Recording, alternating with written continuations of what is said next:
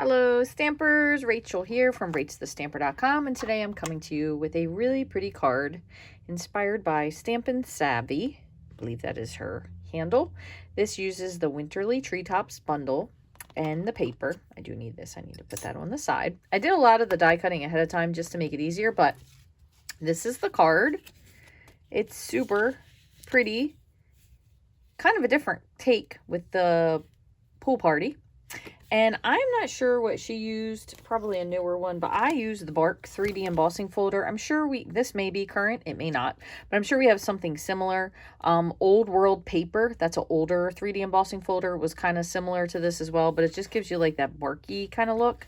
I feel like you could probably also use Birch, or was Birch a background stamp? I can't remember. I apologize, but so we're going to do this today. So this piece here, just to give you a little tip, this does not cut the edges. So when I first did this, I just had a big piece of paper with a hole in the middle, and it was still on the paper. So you want to make sure you trim this down. I think this measures 3.5 by 5. Yes. So if you want to get a trim like this, what you want to do is use a piece of white that is 5 1/4 by 3 3/4. And then if you just set this in the middle, oh, wow, it lined up. Look at that. That was some magic right there. It will die cut, or I ended up trimming this one down. You can see this side's a little longer, but, you know, it's fine. I trimmed this down just a smidge. So in the sake of sparing a little bit of time, because we are going to color this little bow back here, pine bough bow. I can't, everybody says stuff differently, so pick your choice of what you want to do. But just for tips for that. And the other thing I did to save time is I actually used the DSP to cut out the birds. Now, for our bird today, I'm going to use the other one, which is a little cardinal. I don't know, robin-ish. Who knows what this little bird is? And I'm also using, there's a lot of these birds that maybe part of their tail is in there, so I'm actually going to just trim this paper just a little bit. But these all die cut if you use the paper, Nests of Winter. So I'm just going to trim a little bit of this off so you can't really tell that the tail is cut off. So it still looks like a perfectly acceptable tail. But you can use any of them because you can just layer this so it kind of goes underneath of maybe one of these little pieces. It doesn't have to be perfect. And then I used, what did I use? Pretty Peacock, just to bring in a little bit of different color for the sentiment. And I did a little bit different spot on the sentiment. I don't know if you noticed this. Instead of cutting out square, I cut it out square and then I like angle trimmed the edges. That's some sort of a cut, but I can't think what it is. So I was just trying to make it just a little bit more fancy. Take a little bit of the something. Okay, so we're going to make this card, but it is pretty simple. We're going to stamp this on a scrap. Oh, that's great. I forgot. I still have that mounted. So we're going to stamp this in black ink, and I'm going to let it dry. So let me find a little scrap of white that should accommodate this. Does that look? Yep, that looks good. So I'm going to go ahead and stamp this first, and then we'll start putting this together just while this dries a little bit. So if you do buy this together, this is an online exclusive, so hopefully it's still in stock. It was in stock as of when I'm making this video. Today is January 9th. So I'm going to just stamp this. Dog hair, don't mind the dog hair. And we're going to just let this dry while we put the rest of the card together. Pretty good. We'll leave that for the side for a minute. And we also have to stamp, and I don't, what in the world did I do with my pretty peacock? It's a mystery. I don't quite know. Well, we're just going to use a little different piece here because I already have my sentiment out right here. Nope, it's definitely not in there. It's not visible. Who knows? It's off somewhere. So instead we'll just use Lost Lagoon. So we're going to use Lost Lagoon, trying to make sure I go all around my stamp pad so it's pretty well inked up. Let's see what this looks like. Perfect. Perfect, perfect, perfect. I'm going to put this on the side. Maybe I'll find another one in a minute. So I'm just going to give this just a moment to dry. And then I'm going to just do my normal, just my quick and dirty trim. Just going kind of straight across, kind of down the line. You can always come back and neaten it up a little bit afterwards. Okay. And I'm going to just pluck that because we don't need that part anyway. So, again, we have a nice straight-ish edge. Okay, and I'm going to trim up. Try not to go too close. And the reason being is I had this trimmed pretty close, and I found a little spot. I'm looking, using these ginormous scissors. It's probably not my best idea. And I had this little spot that was just not good. So I thought, what if I make these a little bit different on the cut? Trim this up just a smidge. Might be kind of cool. So that's how I came up with this other little deco edge. I don't even know what you would call it, but all right. Come on, you little bugger. Let me put these ginormous scissors away, and then I'm going to bring in my little snips. So what I did is I had these corners, and then I just kind of took the edge off. But I did it for every one. Even these down at the bottom. Well, maybe I did this way, so I didn't goof up the ends. And I don't know. Maybe you don't like it, and that's fine if you don't, but I kind of trimmed it. This one's a little bit wonky. Let me come back with this just a little bit.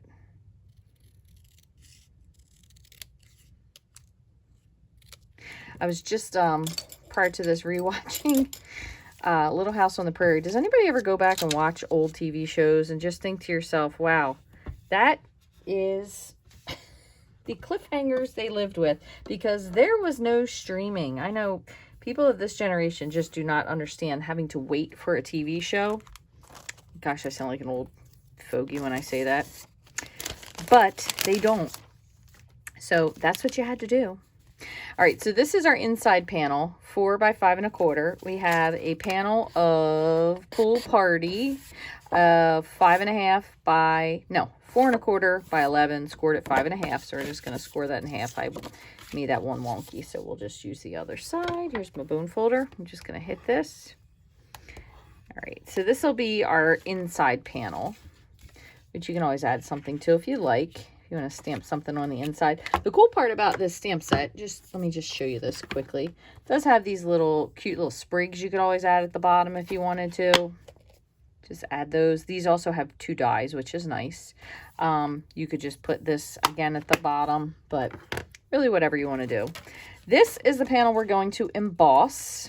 So that is 4 by 5 1/4, which is why this one is 3 3/4 by 5. Now, this one is just an estimate because, again, you're going to lay this piece on and you are going to trim it out. So this will fit perfectly. It will die cut. But this one, when you do emboss it, it changes the shape when you emboss stuff just a tiny bit. It's not a lot, but it's just enough that make sure you trim ahead of time. Otherwise, sometimes it makes your stuff a little weird. And my other tip for you is when you're doing the embossing here, so you could do this anyway, and I've done it before where I kind of just stick it in there and I think it's straight. But a lot of times I'll use that black line and I will line whatever piece of cardstock up. Not doing a very good job of showing you, but at the bottom. That way I know that it's straight. So whatever it is I'm doing is straight. So this, we do need to, I'm going to just show you. If you are still using a Big Shot and you have any of these that say Stampin' Up, you do need to use the blue plate. And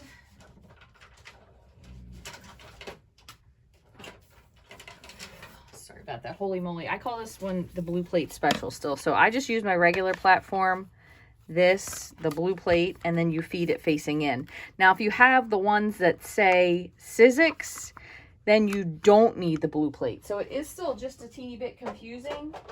But if you ever get to the point where you're embossing something or you're trying to emboss something with a folder and you meet resistance, stop, because you will either curl your folder or break your machine. But the nice part about that is it gives a really deep etch, and I always end up using the emboss side. So this is the debossed, so basically presses it into it, but I like it when it sticks up. So you can flip it over, either side is fine. And all my, it's staticky, everything's getting stuck to each other. Put that on the side. So we're going to go ahead and we're going to glue this down. We have our little white piece, and you see it doesn't really fit 100% exactly, but it doesn't really have to because you have a lot going on this card, so it makes it so if it's not even, you can see it's a little bit more narrow here than here. It's okay. You also, to save yourself some effort if you wanted to, could put adhesive sheet on the back of this. That way you don't have to put glue, but we're going to definitely put glue down for this one first. So let me grab my glue. For anything that's 3D, you really want to make sure that you are very generous with your glue because it kind of gets in the nooks and crannies. So you're going to put that here like that. And I'm just going to give that just a minute. And this, I don't know if you recall, but I said in case you have a little whoopsie, you could always take your tail and you could tuck this under if you wanted to. So that is also something that you can do. Okay, so I'm going to set this on the side for a minute because we're going to go ahead and color this little guy in that we stamped. That way, here he is, we can die cut. So I pretty much have just two. I have Shaded Spruce Light and Dark, and I have Cherry Cobbler Light and Dark. And when I did this original one, I'm not sure if you can see, but I'm going to bring it up.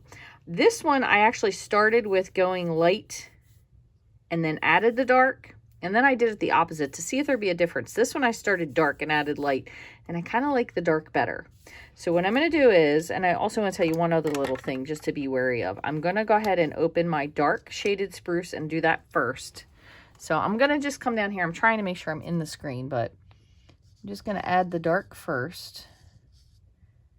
And I'm just kind of picking a side that I'm choosing to be the shadowed side, if that makes sense. And I should have worn my glasses, but I didn't have my glasses on up here.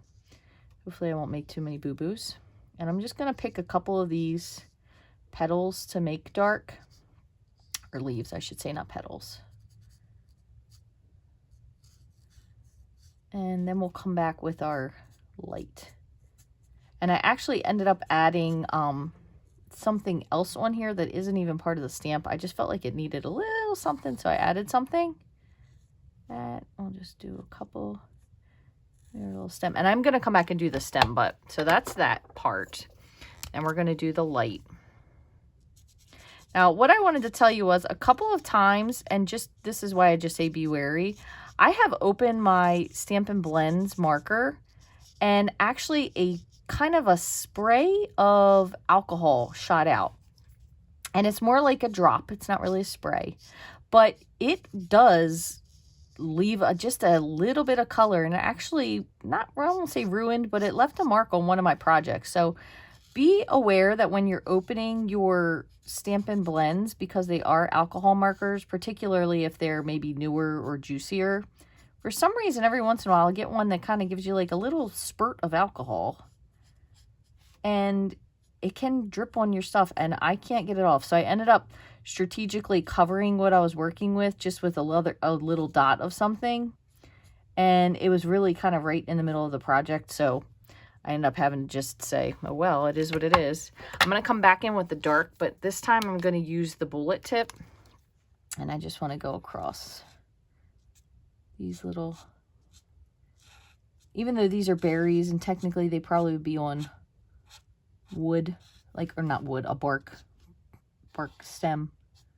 I'm going to say a branch, but, and we are going to cut this out so it does die cut. It doesn't die cut super close, but I feel like it's okay for me.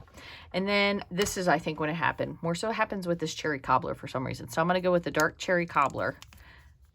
I'm trying not to splat it because I don't want to give you a demonstration, but it definitely had like a clear, like almost to the side, like a little splatter. And I was definitely a little disappointed in that because it was on a white spot where I couldn't really cover it up. And with these, you can see with these little berries, I'm not really being super particular of staying in the lines. Also, I don't have my glasses, so I'm just doing the best I can.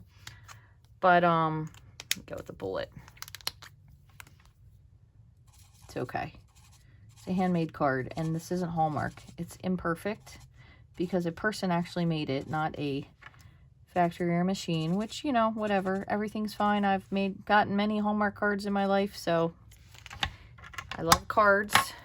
Better than no cards. Okay, so then what I'm going to do is I'm just going back and adding just a little bit of shading, which if you see this in person, you can definitely see it.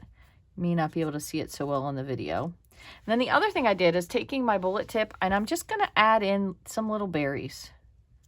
You don't really have to do this, but I kind of thought it was just a little bit fun because it felt like it needed something, especially because when you die cut this, you end up with a little bit of white space. So I thought, well, we'll just add a couple little extra berries here, there, and everywhere. So that's it.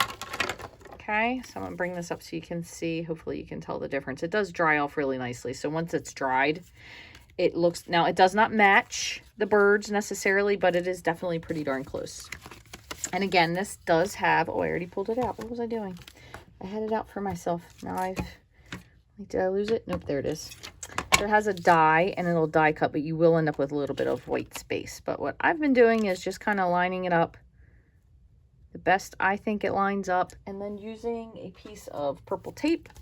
I'm just going to tape that down, and I'm going to run this through my same Big Shot die cut this. So now is when you have the portion where you can kind of really decide where you want to put, if you do have the little tail. It cuts it pretty neatly actually. It's not really too crazy. So there's not a huge amount of white space. I think it looks nice, and I think just adding those little red berries are great. But you can play around with how do you want it to be. Do you want it like that? Do you want to maybe put it over here instead? Depending on, this would have probably been a good idea because I have the end of the branch here. Could have been covering it there and starting it this direction. Or since we have this little tiny piece missing from the tail, so let's just lay this as if, I'm going to probably trim just a smidge off of this one here. If you were to trim this here, do you want it so he's kind of nestled in? So you can see, you'll put it together. That way you wouldn't see his tail anyway. So that could be cute. So I think I'm going to do that, but I'm going to trim just a little smidgy off of this piece just because, let's see if I can just take off a hair without ruining it. I don't want to go too much. That's great. All right, so I'm going to just put liquid glue on the back, but I am going to use my fine tip Barely Art glue because this has a really good point, but it also still comes out nice. So kind of what I try to do is I put it all up here on these sprigs.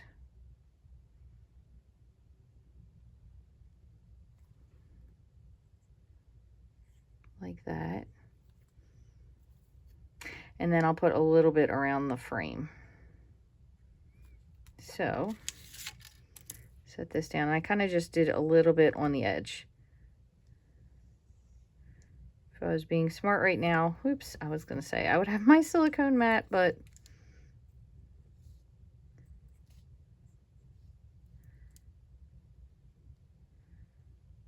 okay. Oop, I missed a little spot. And just a little bit here, because you definitely don't want it to pop up. This glue, though, the tip of this is really, I will say, I still have had the occasional clog, but that's mostly because I don't close it when I'm supposed to, so that's really on me. All right, so I'm going to lift this guy up, and we're just going to, as best we can, approximately center this on here. Has to move up a little bit. It's okay. A little bit of glue is not going to hurt anything. That looks pretty good right there. And because this is very detailed and we have all those bumps from the 3D folder, I'm going to just press this down. And I kind of like this whole little tuck situation that we have going on here. So I'm going to just put a little bit of glue right here just to hold this in like so. And then we'll sit him right here. So I'm going to really glue up the back of this. Now you could put dimensionals on this if you wanted to, but I'm going to put dimensionals on the sentiment. So I'm going to just get a good amount of glue here. Like Remember, you don't want your bird looking like he's flying downhill. So kind of put him so he at least looks natural sitting on this little thing. One other thing you could do while I have this out, I didn't even think of this. This is always a good idea. You could put a little bit of shimmer on your berries. Just remember the berries that you just painted will bleed off a little bit. So kind of remember to stay on your berries and don't go to something darker. There you go. I need something to wipe on. Okay. And then finally, I'm going to just put this little sentiment, and I have some, I'll use the end of these mini dimensionals, and I'll grab a couple more. Mini dimensionals. And no, that'll fit. There's one will fit on there. Just like that. Now, if you don't know where you want these, same thing. You could always put just a teeny bit of liquid glue. That way, in case you maybe put it in the wrong spot, you can adjust it. So that's a really great tip. If you're going for dimension, but you're ever in a space where you're not really quite sure, is it or is it not going to be straight? What I always do is just put, and it doesn't need to be a lot, just a teeny little dot of liquid glue. And it kind of gives you that nice wiggle room. So if something was crooked, you can move it up a little bit, but I think that looks, oh, it is a little crooked. Just a little bit, and then press that down. Same with this, you could always add a little bit of wink shimmer up there on the belly or on the wings or whatever you would like to do. Let me just scoot these little things out of the way. So again, this is the Winterly Treetops Bundle online exclusive. There is also the Nests of Winter paper. The Nests of Winter, I believe, also has a sprig. So if you really wanted to save time, you could even cut that out instead of coloring it in. It just kind of depends. Do you prefer which bird, one bird over the other? I kind of like the white because I guess they go a little bit more with it. But I think they're really, it's a very pretty card. It's pretty simple. A lot of stuff you could add to this if you wanted to, but also you can make it a really easy card as well. If you'd like to get any of the supplies and more, you can shop my online store. All the links are down below in the description of this video here today. If you have any questions, as always, please feel free to send me an email. You can leave me a comment. You can get this as a bundle if you do the stamps and the dies. They are a bundle because it is an online exclusive. So I'm pretty sure that means it would always be a bundle. Not 100%, but that seems logical, so I would assume that is probably the way it is. If you have a friend that you think would be interested in watching this video, please feel free to share it with them. There is a share button. You can also completely free support me by liking, following, sharing, commenting. Share this to your social media platform of choice if you'd like. But I want to thank you so much for stopping by to visit with me today. If you have any questions, let me know. Otherwise, I look forward to seeing you again really soon. Thank you so much for watching and have a wonderful day.